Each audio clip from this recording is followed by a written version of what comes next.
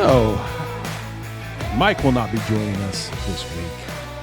He is taking a well-deserved vacation, and it's probably a good thing because you've probably heard some lead up until this episode where we've been going back and forth about the game of hockey and how I am an Avalanche fan from Colorado Avalanche fan, and Mike is a Dallas Stars fan, or at least I think that he is. I'm not sure if he knows anybody on the team other than, just hearing about it here recently. But anyway, probably best that he's not here because guess what, folks? The Dallas Stars have moved on. They are already in the second round, and I know this is not a hockey podcast, but it does have to do with our topic tonight because did I say tonight? It could be today.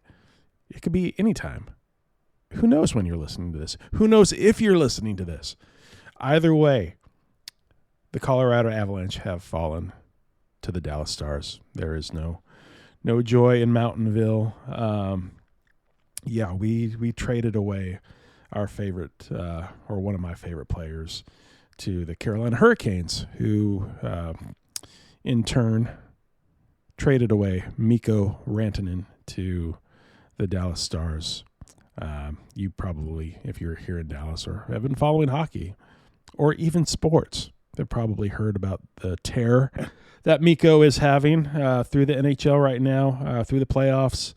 Something unlike we've seen in something unlike I've ever seen.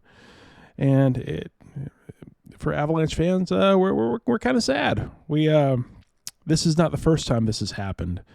Falling to the Stars in such a dramatic way. This takes me back to right around 1999, 2000, where we lost back-to-back Game 7s in Dallas, and those were in the Western Conference Finals. So the winner advanced to the Stanley Cup there, and so it basically took two Stanley Cups out of the contention for the Avalanche, which would have been nice to have, to really assert their dominance as a dynasty back then. But it didn't happen because the Dallas Stars made sure it didn't happen then, and they made sure that it did not happen just last weekend. So, I found myself watching that game. I found myself thinking about that game more tense than I wanted to be. More consumed by the fact that this again could happen, that the Avalanche would fall to the Stars in a Game 7 in Dallas. Brought back some memories of what that felt like before, the disappointment there. And I was hoping that it wouldn't happen again. And so I watched that game with I think it was a racquetball in hand, just trying to squeeze some tension out of the whole situation there. And by the end of it all, I think that racquetball was kind of destroyed by my nails digging into it because it just wasn't to be. It wasn't to be. So it did have me thinking during that time, during the lead up of that time, and even after, and even today, why did I get so worked up about that game? I don't think anybody would have known other than me what I was thinking about as far as the day went. I don't think it impacted me in that type of way or any kind of relationship. However, as I was watching that game, I felt my blood pressure rise. I was hoping against hope that a 2-goal lead would hold in the third period with about 12 minutes left. And when things started to fall apart, I just had that sinking feeling that this is just not going to go the way that I was hoping it was going to go. I'm not going to conquer or enslay this dragon that I was hoping to see finally happen. So, Mike, I know you're happy about it. I know there's a lot of Dallas Stars fans out there who listen to this that are very happy about it. Congratulations. What a great team, made even better by my favorite player. So you're welcome. You're welcome, Dallas Stars. If you lift the cup this year, it'll be kind of sponsored by the Colorado Avalanche. So, congratulations, maybe. But what I really want to explore is why did I let myself get so worked up? Because I certainly don't see this. It's not just a me thing. This happens a lot. College sports, the latest things happening with the Dallas Mavericks, with with the Luka trade that was inexplicable and inconceivable, but now might be looked at through a different lens, as the Mavericks do get a number one pick through the lottery, through some miracle or other thing. We won't talk about that here right now, but anyway,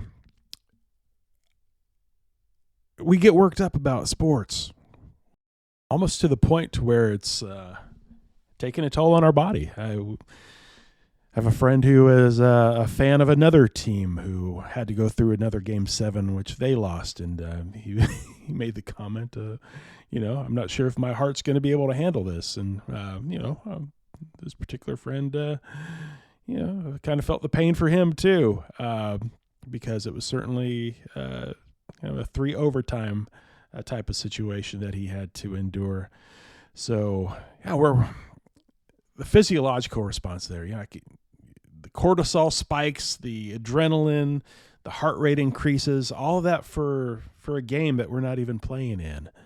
But we're watching it and we have no control over it. And so think about the pregame anxiety, thinking about the game beforehand. Wow, on Friday night or a Saturday night, this is going to go down, and either the Avs are moving on or the Stars are, and it's the finality to it. Certainly some nerves that went along with that. And again, I have no part to play in this. They're not depending on me. I'm not putting on skates. That's probably a good thing.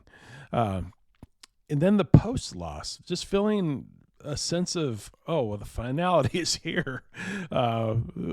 What I thought was a really good team that I'd been watching for a season, they don't get to play anymore. It's done. And so something comes to an end there. And it's a small sense of grief. It's not to that level, but there is some loss there where, okay, well, this is done. And then when, you really get down to it, the time spent thinking about this, I have to call myself out on that. It's where my mind was for quite a bit of time, thinking about this, much more than I needed to. And,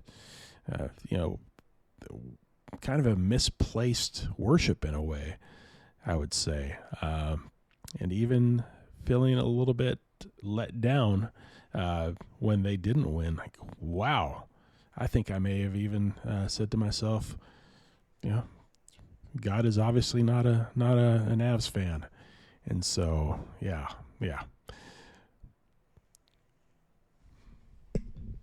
That's just the realness of it. So I think a lot of this has to do, we're wired for longing. We want to be part of something. We want to belong. We want to win, or we want to matter. Sometimes people just want to gloat, to have bragging rights. That certainly can be a part of it.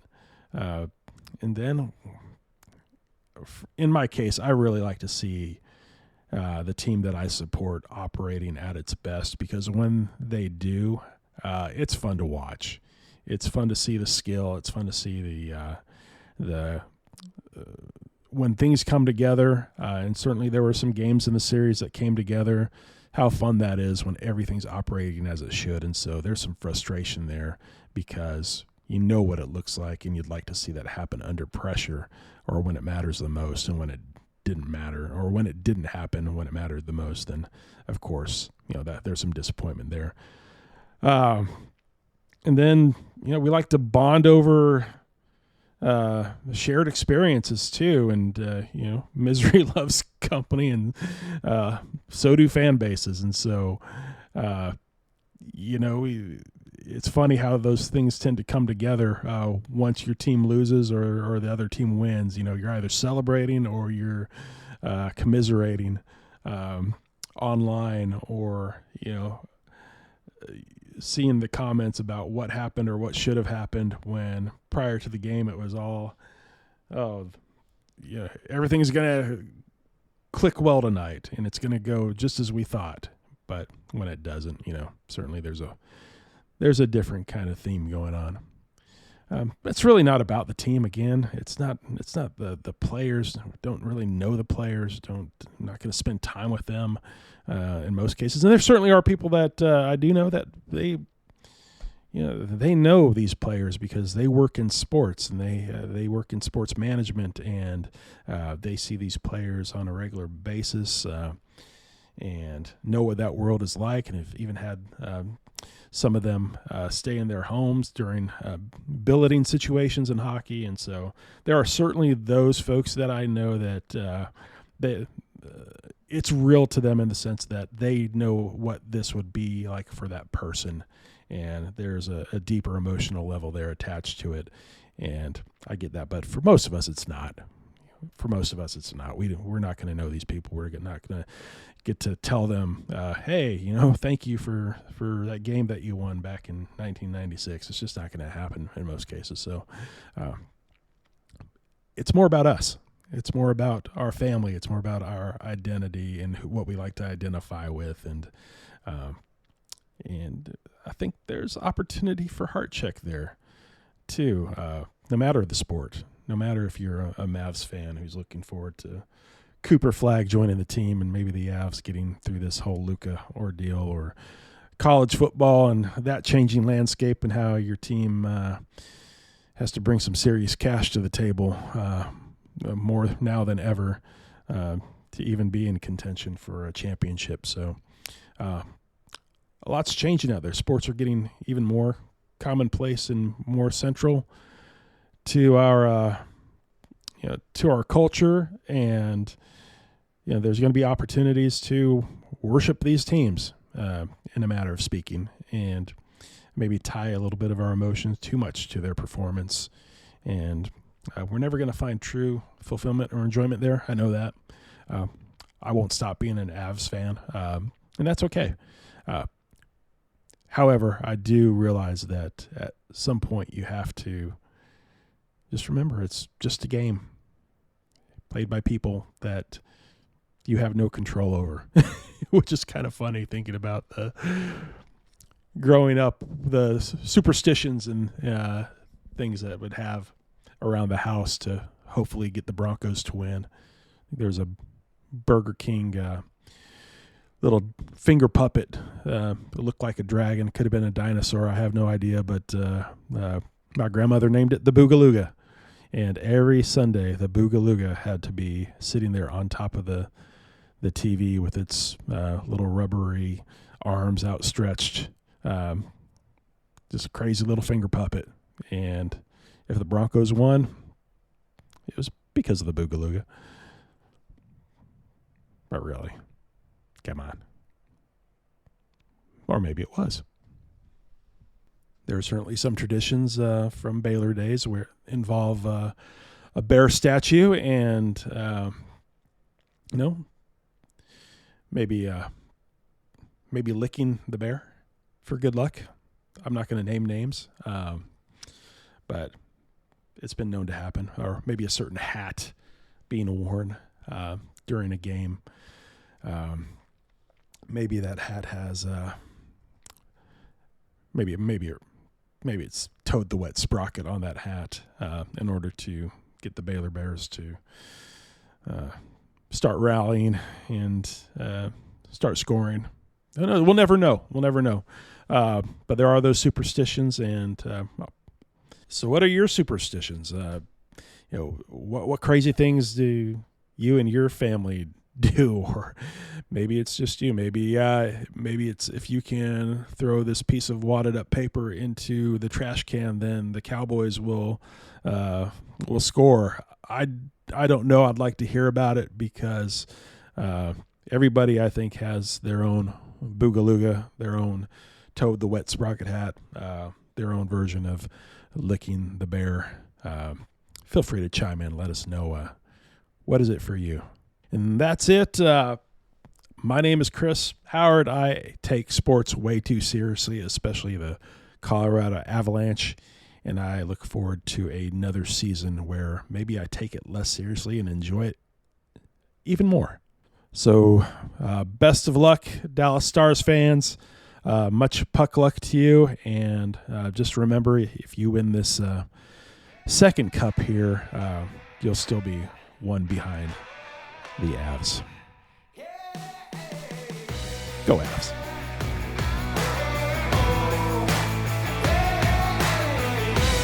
Thanks so much for joining us. Please consider rating and reviewing our podcast and hitting subscribe on whichever platform you prefer.